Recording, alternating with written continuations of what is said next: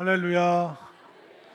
예, 제가 이게 앉아서 이렇게 찬양을 듣는데 오늘 청년부 헌신 예배인 줄 알았어요. 얼굴이 아니라 목소리만 들으면 청년 같은 우리 7, 8년 전대 힘찬 박수 부탁드립니다.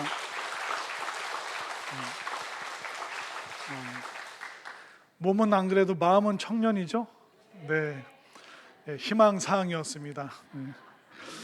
자, 근데 오늘 근데 주제가 좀 낙심이라는 내용인데 낙심한 청년 같지 않아도 낙심하지 마시고 좀 힘을 내셨으면 좋겠는데 우리가 살다 보면 참 낙심할 일이 많이 있습니다.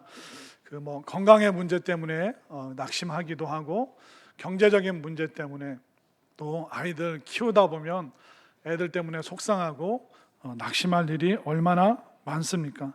또 인간관계 때문에 낙심이 되고 또 하나님께 그렇게 기도했는데 기도 응답이 되지 않을 때 낙심될 때도 많습니다. 또 선한 일을 했기 때문에 마땅한 칭찬이 있을 줄 알았는데 아무도 알아주지 않을 때 그때 우리가 또 낙심하는 것입니다. 이 낙심이라는 단어를 사전으로 찾아보니까 이렇게 되어 있더라고요. 바라던 일이 이루어지지 않아 마음이 풀어짐. 우리가 바라고 원했던 것이 있는데 안 될 때가 있을 때 그때 사람이 낙심하는 겁니다. 7, 8여 전도에 살아온 세월이 길지는 않겠지만 그래도 나름 또 애들 키우면서 또 이런저런 또 오르막길 내리막길 거치면서 응답된 일도 있고 또 때로는 되지 않은 그런 일도 참 많이 보면서 낙심하면서 그리고 또 다시 마음을 추스리면서 여기까지 오셨을 텐데 오늘 말씀을 듣고 우리 7, 8여 전도회 뿐만 아니라 우리 모든 성도님들이 낙심된 상황에서 다시 소망과 또 희망을 부여잡을 수 있게 되기를 간절히 소망합니다. 자, 이 낙심이라는 것은 참 안 좋은데 오늘 본문에 보니까 믿음의 사람 선지자가 낙심했다라고 말을 하고 있습니다. 자, 오늘 낙심으로 처참하게 그 마음이 무너진 그 한 사람, 그 사람이 누구냐면 바로 엘리야라는 사람입니다. 자, 엘리야의 그 심리 상태를 한번 살펴볼까요? 자, 오늘 본문 19장 3절 말씀을 한번 보겠습니다. 엘리야의 행동에 심리 상태가 나오죠. 3절 말씀 함께 읽습니다. 시작. 그가 이 형편을 보고 일어나 자기의 생명을 위해 도망하여 유다에 속한 브엘세바에 이르러 자기의 사환을 그곳에 머물게 하고. 자, 중간에 보면 자기의 생명을 위해 도망하여. 자, 엘리야가 어떤 선지자인지 여러분들 너무나도 잘 알고 계실 겁니다. 정말 구약 시대 때 전무후무한 그런 기적의 주인공이 엘리야였고 또 엘리야의 이 기적을 또 뒤이은 사람이 엘리사였습니다. 엘리사는 엘리야에게 당신의 능력의 그 갑절을 내가 받기를 원합니다.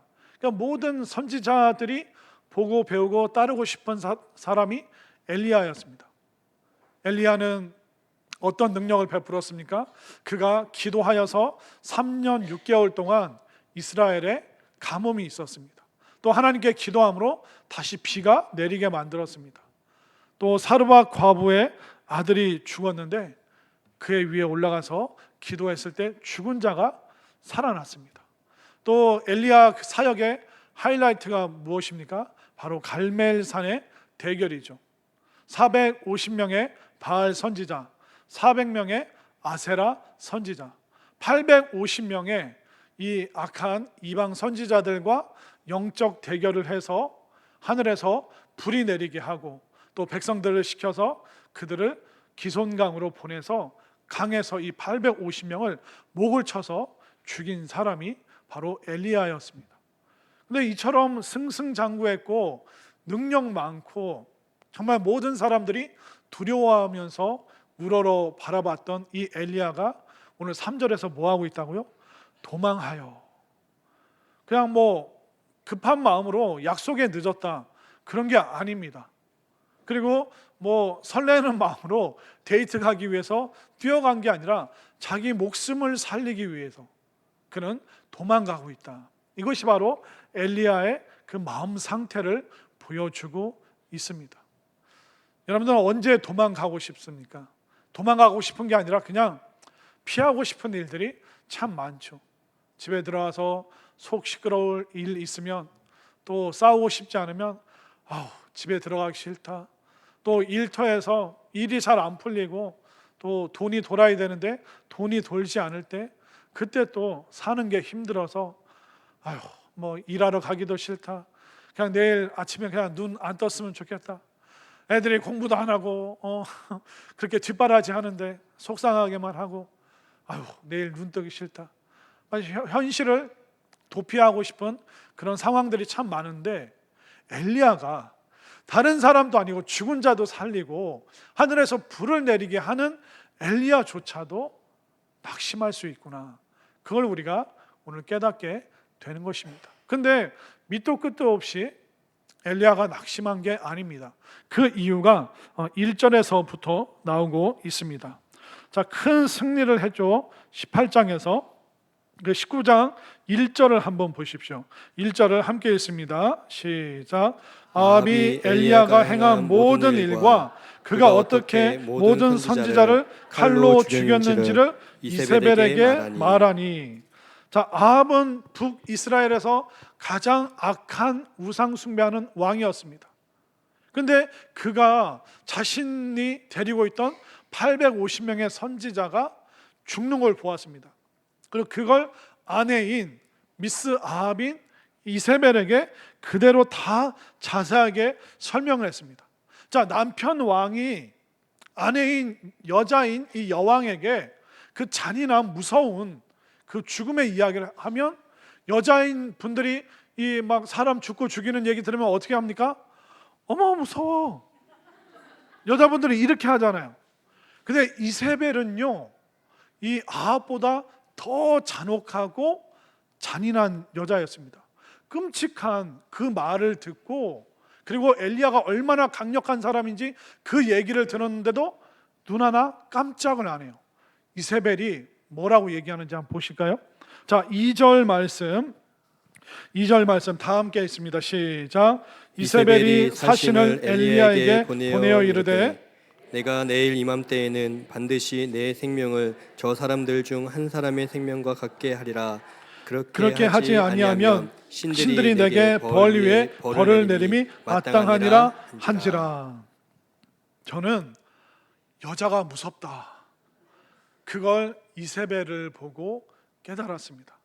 남자는 그냥 우왕좌왕하고 있는데 이 여왕 이세벨은 정말, 엘리야 너 죽고 나 죽자. 너 우리의 그 선지자들을 죽였어? 그러면 엘리야 너도 가만히 안 둘 거야. 내일 이맘때 너 죽여버리겠다.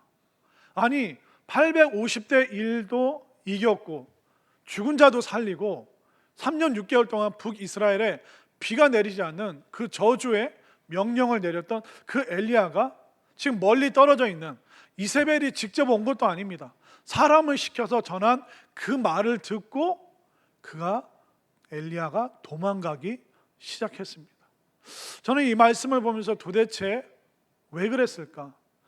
엘리야가 왜 이렇게 낙심이 되고, 그는 이세벨의 그 한마디 때문에 엄청난 대승을 거뒀는데 850명과 싸워서 이겼는데 한 명의 그 여왕 때문에 도망가다니 좀 이해가 되지 않았습니다. 그런데 이 엘리야가 그렇게 할 수밖에 없었던 그 이유가 있습니다. 그건 뭐냐면 현실이 하나도 변하지 않았기 때문에. 아합과 이세벨이 섬기는 바알과 아세라, 그것을 선동하는 그 선지자들만 무찌르면 이제 이스라엘 백성들이 환호하고 이스라엘 백성들이 엘리야에게 힘을 주면서 우리 우상을 버리고 다시 여호와께로 나아갑시다, 그럴 줄 알았는데 지금 이세벨과 엘리야만 그 사이에서 대화가 오고 가고 있고 도와주는 이스라엘 백성들은 하나도 없습니다. 때로는 살다 보면 막 집안에 돈 때문에, 애들 가르치는 것 때문에 나 혼자만 막 발을 동동거릴 때가 있지 않습니까? 아무도 안 도와주고 남편은 신경도 안 쓰고 맨날 뉴스만 보고 있고 혼자 마음 졸이고 어떻게 해야 되나 막 그런 상황이 있을 때, 아무도 알아주지 않을 때, 그때 마음이 너무나도 힘이 드는 것이죠.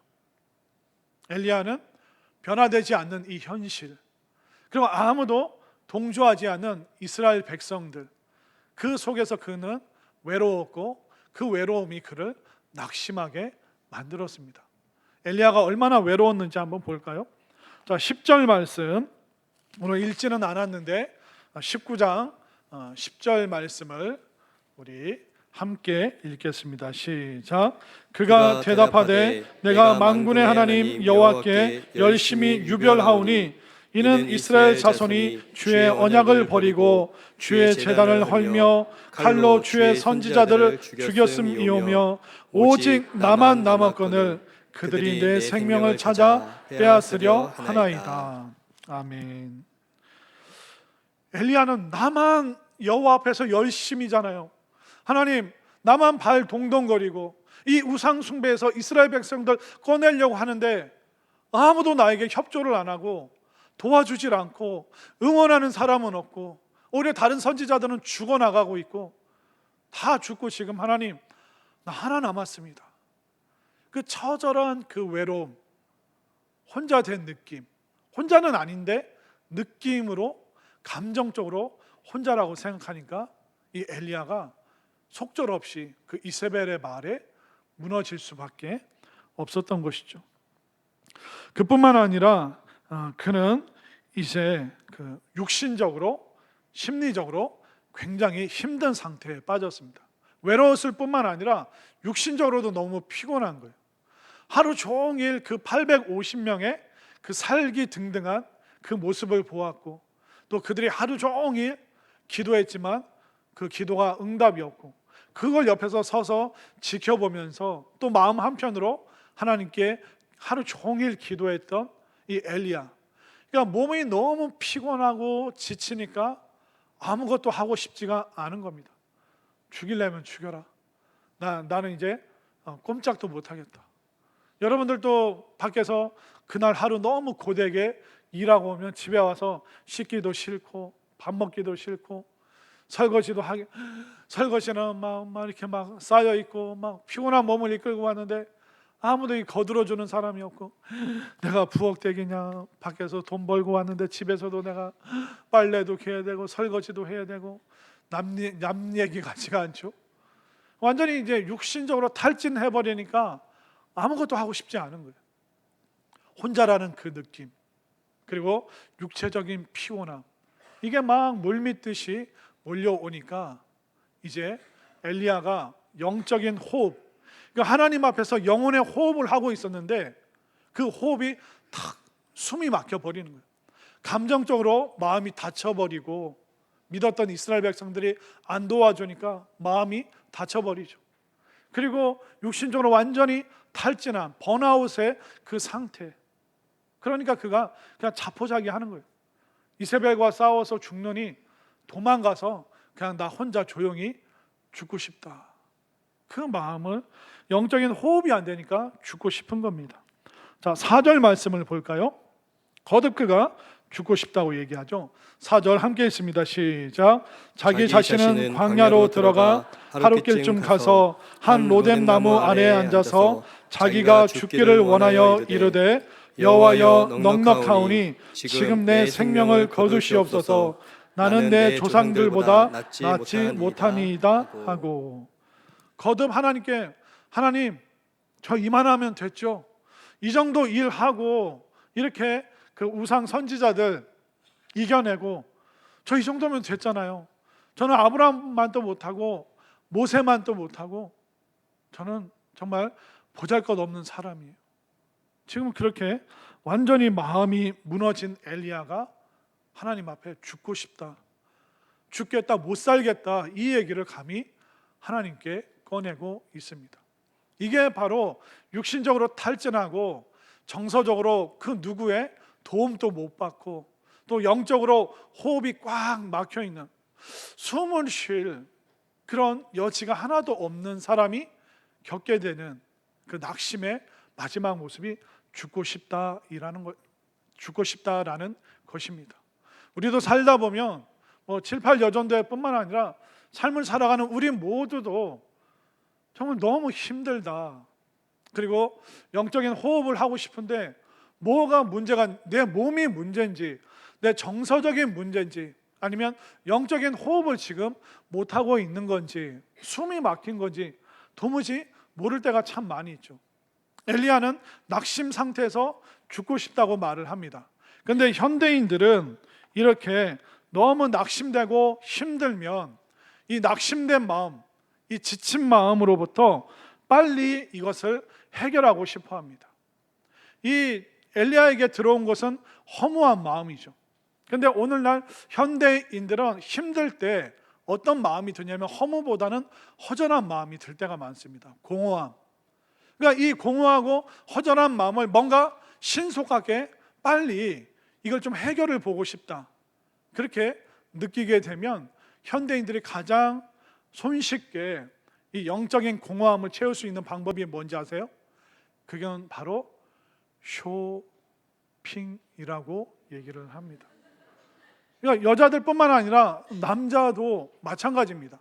이게 영적인 문제인데, 영적인 호흡이 되지 않고 이 정서적인 문제인데, 눈에 보이는 육체적인 걸로 내 영적인 그 공허함과 그 허전함을 빨리 메꿔버리고 싶어 하는 거예요. 여러분들이 홈쇼핑, 그러니까 TV 틀다 보면 항상 나오잖아요. 무슨 쇼핑, 무슨 쇼핑. 농협에서도 하고 CJ에서도 하고, 얼마나 쇼핑이 많습니까? 근데 여러분들이 그 쇼핑할 때 뭘 사고 싶다라는 마음이 들잖아요. 그럼 우리 몸이 뭘 뿜어내는지 아세요? 도파민이라는 흥분하는 호르몬을 뽑아냅니다. 그러니까 사람이 그 물건 사고 싶을 때, 그 사고 싶은 그 물건에 가까이 갔을 때 막 흥분하기 시작해요. 우리 한국 사람이 도파민이 언제 많이 나오는지 아세요? 내 돈 들이지 않고 누가 고기 사준다고 할 때. 근데 그 고기가 횡성한우다, 도파민이 그냥 하늘 끝까지 치솟게 됩니다. 또 한국 사람이 도파민이 언제 나온지 아세요? 뷔페 가서 그 첫 번째 접시를 들고 한 바퀴 쓱 돌 때, 그때 도파민이 엄청나게 나온다고 하더라고요. 그뿐만 아니라 여러분들이 쇼핑하면서 이거 사고 싶다, 그때 흥분 호르몬이 나오게 되어 있습니다. 그런데 여러분들이 쇼핑하시죠? 안 하는 척 시침이 뚝 떼고 있는데 옆에 사람 보세요. 쇼핑하게 생겼나 안 하게 생겼나? 그렇게 빨리 얘기하시는. 근데 현대인들이 문제가 뭐냐면 정말 필요한 걸 사는 게 아니라 필요하겠다 싶은 걸 사는 거예요. 그러니까 다시 말해서 내가 66인데 자꾸 55를 사는 거예요. 그러니까 필요한 건 66인데 앞으로 여름이니까 55가 필요할 것 같아. 나 여름에 이번에 살 뺄 거야. 그러면서 55를 사는 거예요. 그리고 내년에 살 빼서 나 처녀 몸매, 나 5 사이즈 입을 거야 하면서 옷을 자꾸 사는 거예요. 무슨 얘기인지 아시겠어요? 그러니까 작년에도 55 사고 올해도 또 뭐 사요? 또 55를 사요. 66에서 77로 이렇게 넘어가고 있는데 자꾸 55를 사서 걸어 놓는 거예요. 그러니까 여자분들이 옷장을 열고 뭐라 그래요? 입을 게? 여러분들, 입을 게 없는 게 아니라 맞는 게 없는 거예요. 그러니까 여보 이거 어때? 근데 몸에 맞지를 않으니까 다시 걸어 놓고 어제 입던 거 또 입잖아요. 편한 거. 다시 66을 꺼내는 거예요. 그러니까 78이 56. 그러니까 여러분들의 문제가 뭔지 아시겠죠?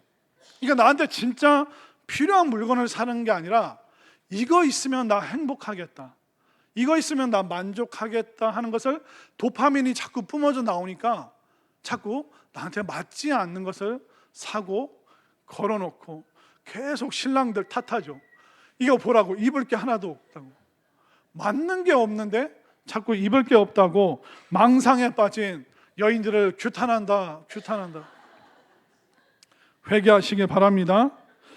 그렇기 때문에 우리는 진짜 필요한 걸 못 사는 게 아니라 내 영혼의 문제, 내 영혼이 숨을 쉬고 내 감정이 기뻐해야 되는데 그걸 육체적인 것으로 내 몸을 메꾸는 뭔가로 채우려고 하니까 우리가 자꾸 더 공허하고 허전하고, 이 영혼의 문제인데 영혼이 숨을 쉬어야 되는데 영혼은 숨을 못 쉬게 하고 엉뚱한 걸로 자꾸 우리는 채우게 되는 것이죠.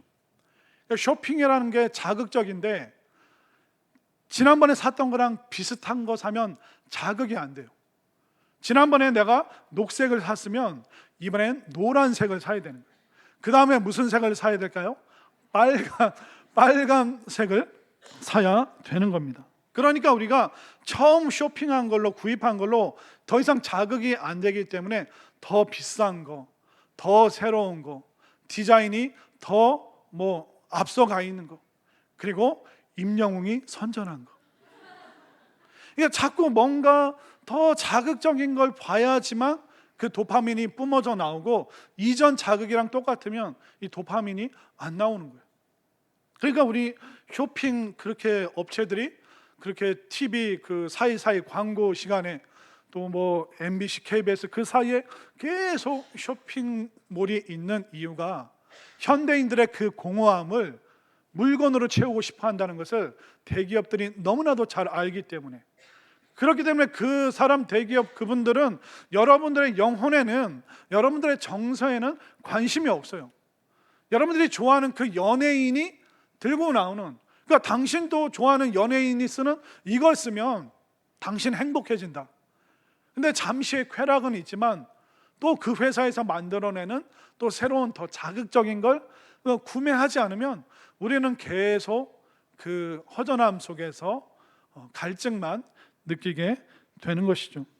물론 여러분들이 물질에서 순식간에 영혼으로 넘어가는 건 불가능합니다. 서서히 이 물질이 무엇인가, 그리고 영혼은 무엇인가, 또 지금 내가 영적으로 어떤 호흡이 안 되고 내 영혼의 결핍이 무엇인가, 이걸 알아가는데 물질에서 영혼으로 이 방향이 바뀌는 데는 굉장히 많은 시간이 걸리고 엄청난 힘과 에너지가 필요한 것이죠. 그래서 하루아침에 끊지를 못하기 때문에 우리가 어떻게 해야 될까요? 지속적으로 말씀을 듣고 우리가 계속 기도하고 하나님 앞에 머물러야지만, 지금 내가 이게 육신의 문제다, 내가 정서적인 문제네, 지금 내 영혼이 지금 호흡을 못하고 있네, 이걸 금방 캐치를 하는 거예요. 그런데 계속 우리가 육신의 도파민만 따라가다 보면 이 영혼의 문제를 알 수가 없는 것이죠. 그래서 이 낙심하고 허전하고 허탈하고 외로울 때 엘리야는 죽고 싶다고 그랬습니다. 근데 현대인들은 죽고 싶지는 않은 거예요. 뭘 사고 싶은 거예요. 몸에는 안 맞지만 이쁘니까, 신상이니까 저것만 있으면 자꾸 우리는 영혼으로 집중을 못하고 물질로만 집중을 하고 있죠. 여기에 대한 죽고 싶다는 엘리야와 오늘날 이게 물질적인 것으로, 눈에 보이는 것으로 자꾸 허전함을 메꾸려고 하는 우리에게 주시는 하나님의 동일한 처방이 뭘까요? 자, 오늘 본문 말씀을 한번 볼까요? 자, 오늘 5절과 7절 말씀을 한번 보겠습니다. 자, 5절 제가, 6절 여러분들, 7절은 함께 읽겠습니다. 5절 저부터 읽겠습니다. 로뎀 나무 아래에 누워 자더니 천사가 그를 어루만지며 그에게 이르되 일어나서 먹으라 하는지라. 본즉 머리맡에 숯불에 구운 떡과 한 병 물이 있더라. 이에 먹고 마시고 다시 누웠더니, 함께 읽겠습니다. 여호와의 천사가 또다시 와서 어루만지며 이르되 일어나 먹으라, 내가 갈 길을 다 가지 못할까 하노라 하는지라. 아멘. 자, 이렇게 완전히 영적인 호흡을 못하고 낙심하고 있는 그에게 천사가 와서 하는 처방이 뭡니까? 야, 엘리야, 지금 너 뭐 하는 거야? 850대 1도 이겨놓고 죽은 자도 살려놓고 지금 뭐 하는 거야? 그렇게 막 혼내지 않았습니다. 자, 이 말씀을 볼 때 예수님이 생각나는 거예요. 제자들이 다 도망가고 부활하신 주님이 부활하셨다, 그 얘기를 들었음에도 불구하고 제자들은 나 물고기 잡으러 가노라. 근데 하루 종일 밤새도록 그물을 내렸지만 잡은 게 하나도 없습니다. 근데 주님께서 그 호숫가에서 불을 피워놓으시고 떡과 고기를 구우신 후에 제자들을 부르십니다. 얘들아, 이리 와라. 그러면서 막 혼내신 게 아니라, 조반은 먹었니? 아침 먹었어? 밤새도록 수고했지? 예수님께서는 그들을, 막 땀에 젖어 있는 그들을 토닥거리시고 앉아서 베드로에게 떡도 주시고 요한에게 또 물고기도 떼어서 주시고.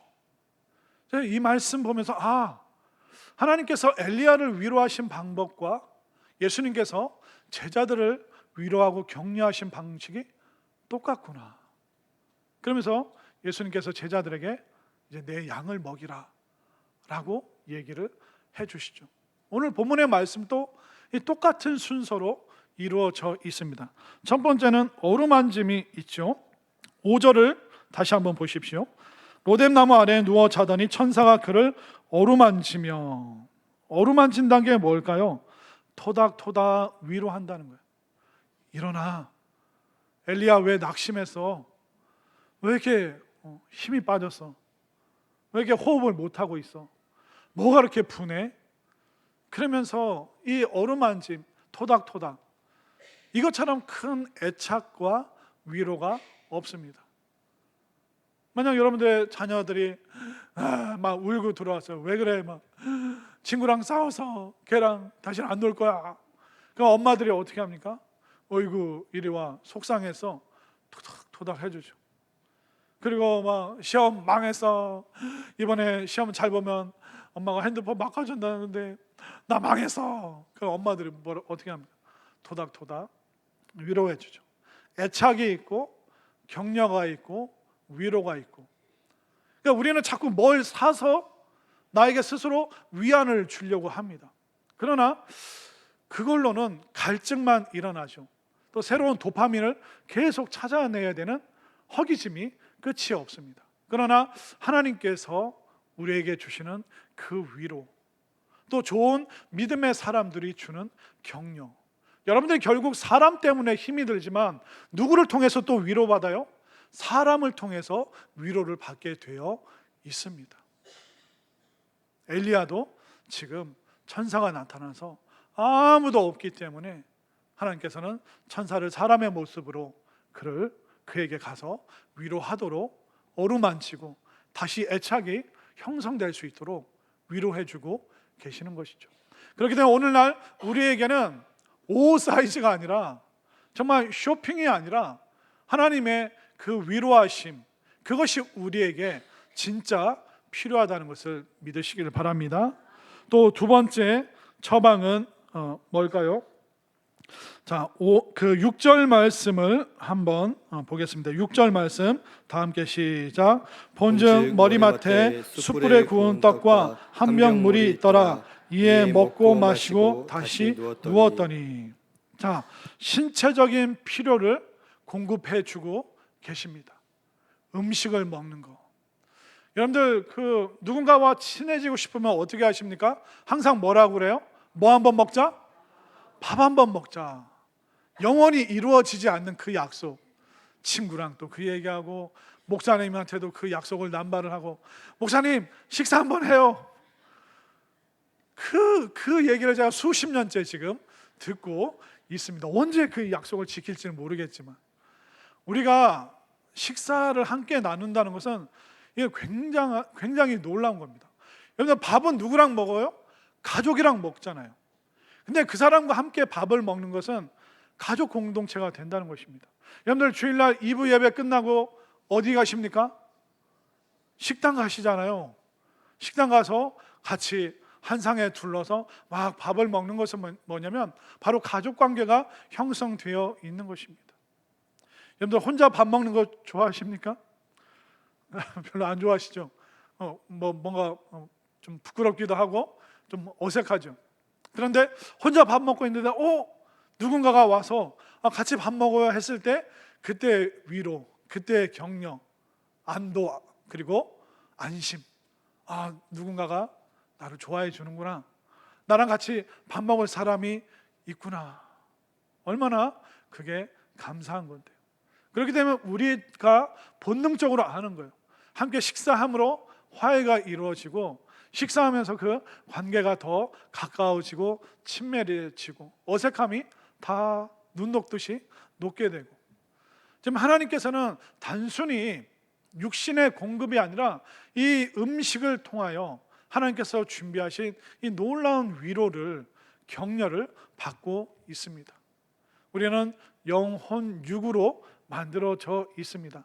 영혼만 중요한 게 아니라 영혼을 담고 있는 그릇인 이 육신도 건강하고 또 힘과 생기가 있을 때, 탈진한 우리의 몸이 다시 소생하는 그 기분을 느낄 때 우리의 영혼도 다시 살아나는 것입니다. 저는 여러분들이 예배 드리고 말씀 듣고 기도할 때마다 이 육신적인 힘이, 생기가 다시 한번 샘솟게 될 수 있기를 간절히 소망합니다. 또 하나님의 그 처방은 뭘까요? 다시 한번 의미 부여를 해 주십니다. 자, 7절 말씀 우리 함께 읽도록 하겠습니다. 시작. 여호와의 천사가 또다시 와서 어루만지며 이르되 일어나 먹으라. 내가 갈 길을 다 가지 못할까 하노라 하는지라. 자, 일어나서 먹어야 되는 이유가 뭡니까? 네가 갈 길이 있다. 너 사명이 있지 않느냐? 네 삶에 하나님께서 부여하신 그 의미가 무엇이냐? 네가 다시 한번 오뚜기처럼 다시 한번 일어나서 이 북이스라엘 향해서 나가야 되는 그 사명이 있지 않느냐? 우리도 귀찮고 짜증나면 그냥 엄마 노릇 안 할래. 그러니까 어떤 분은 뭐 엄마 파업인가? 그래서 막 그렇게 뭐 써놓기도 하더라고요. 뭐 일주일 동안 빨래 안 하겠음, 밥도 안 하고 설거지도 안 하겠음, 위로 받을 때까지 무기한 엄마 파업, 그렇게 하시는 분들도 있습니다. 근데 그것은 우리의 사명과 또 삶의 의미를 잘 모를 때 우리가 그렇게 되어 버리는 것입니다. 단순히 여러분들은 뭐 대한민국 사회 안에서 그냥 뭐 사회의 그 어떤 톱니바퀴처럼 그렇게 살아가도록 하나님께서 여러분들을 부르신 게 아니라, 삶의 자리에서 하나님께서 여러분들에게 주신 사명, 엄마, 아빠, 할아버지, 할머니, 또 성도로서 그 다양한 사명을 가지고 정말 의미 있는 삶을 살아갈 수 있도록 하나님께서 여러분들에게 힘을 주시고 위로하시고 애착과 또 여러분들의 그 육신의 그 필요를 공급해 주시는 이 하나님의 은혜를 여러분들이 마음껏 엘리야보다 더 많이 여러분들이 받아 누릴 수 있게 되기를 바랍니다. 자, 이렇게 하면, 이렇게 하나님께서 다양한 방법으로 우리의 영혼이 숨을 쉴 수 있도록 도와주시잖아요. 그럼 우리의 관심이 물질에서, 도파민에서 서서히 영적인 것으로 변화되기 시작합니다. 이제 관점이 바뀌죠. 아, 내가 터무니없이 옷 사이즈를 너무 많이 내가 쟁여놨구나. 이거 네팔 보내야지, 이거 몽골 보내야지, 이거 작은 교회 사모님께 이거 전해드려야지. 그러니까 물질에서 영혼으로 방향이 조금 바뀌잖아요. 그럼 내가 너무 많이 내 삶을 너무 무겁게 만들고 있었구나. 그렇게 내가 자꾸 가벼워지기 위해서 그것을 사람들에게 막 나누기 시작하는 것입니다. 결국 여러분들이 소유하는 거요, 여러분들이 가지고 있는 거요, 영원한 관점에서 보면 여러분들이 소유할 수 있는 것은 하나도 없습니다. 영혼의 관점에서 한번 보십시오.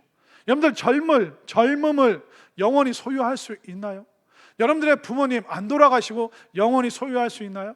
내가 자녀들과 헤어지지 않고 내 자녀들, 내 새끼 영원히 품에 끼고 살 수 있나요?